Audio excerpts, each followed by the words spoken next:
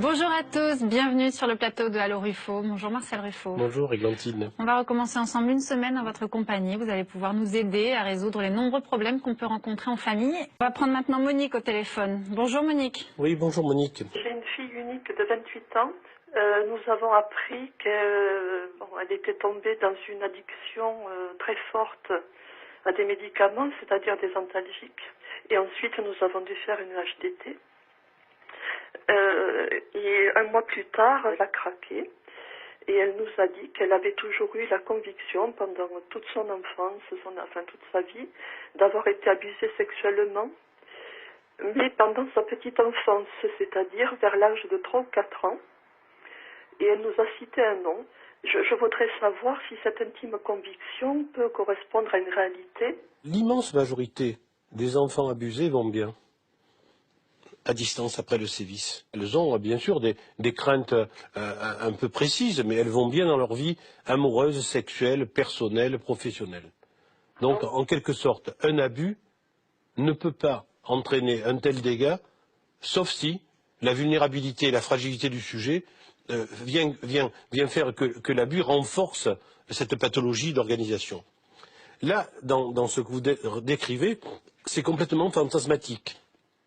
Oui. Ça fait partie peut-être de son organisation un peu plus de reconstruction délirante du monde, où un ennemi, un agresseur existe, fondu comme ça dans son histoire. Donc la première chose à faire, c'est de vérifier auprès de la personne citée les choses, de dire, voilà, notre fille dit ça, qu'en penses-tu?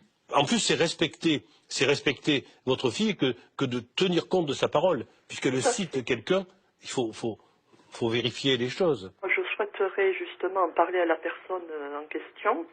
Ensuite, est-ce qu'il faut que ça se fasse en sa présence à elle?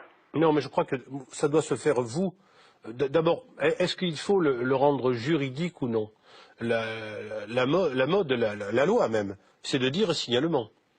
C'est de dire signalement, mais en même temps, il y a quelque chose qui... Alors moi, je suis très favorable au signalement chez les enfants, mais en même temps, je m'étonne de quelque chose. Lorsque, par exemple, il y a enquête, examen, expertise, et que finalement on aboutit à un non-lieu, souvent, certains parents disent « mais nous, on croit ce qu'a dit l'enfant », alors que visiblement, c'est une organisation fantasmatique de crainte, et tant mieux, parce que personne ne souhaite l'abus, quoi. Hein. Non, là, en l'occurrence, compte tenu des troubles de l'HDT de la part, c'est pas un irrespect vis-à-vis de votre fille, pas parce qu'elle est en psychiatrie que sa parole ne doit pas être entendue. Hein. Attention à ce que je vous dis, mais en même temps, le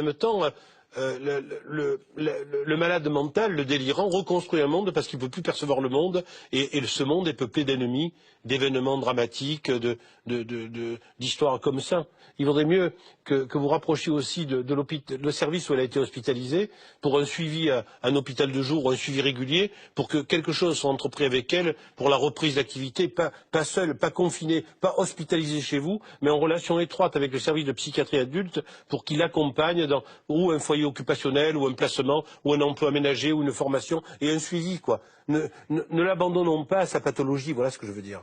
D'accord. Et merci de votre appel. Merci à vous. Merci Monique.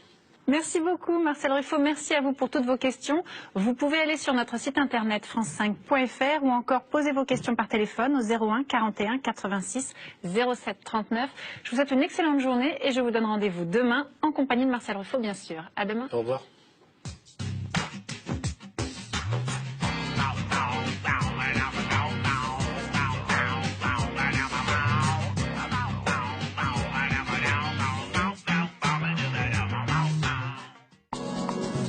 Des conseils, des dossiers, un forum. Allô Ruffo est aussi sur france5.fr.